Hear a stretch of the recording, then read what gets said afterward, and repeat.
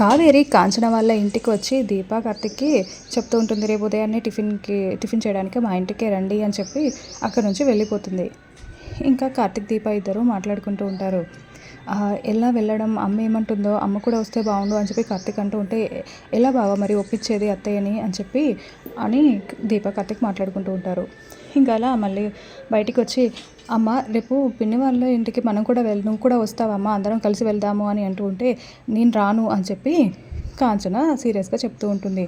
ఇంకా అప్పుడు శౌర్య వచ్చి ఏదో ఆట పట్టింపుగా, వెంటనే నానమ్మని తాతయ్య వాళ్ళ ఇంటికి పంపించేద్దాం డాడీ అని చెప్పి నాన్న అని అంటూ ఉంటుంది.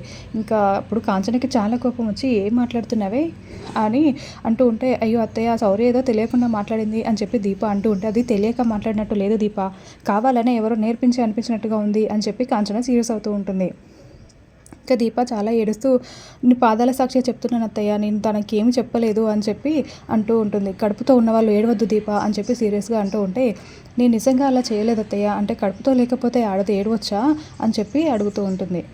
ఇంకా మనం రేపు అక్కడికి వెళ్దామమ్మా అని చెప్పి అంటూ ఉంటే, మీరే వెళ్ళకండి, మీరు కూడా వెళ్ళడం అవసరం లేదు అని చెప్పి కాంచన చెప్తూ ఉంటుంది. ఇంకా అందరూ చాలా సీరియస్గా చూస్తూ ఉంటారు.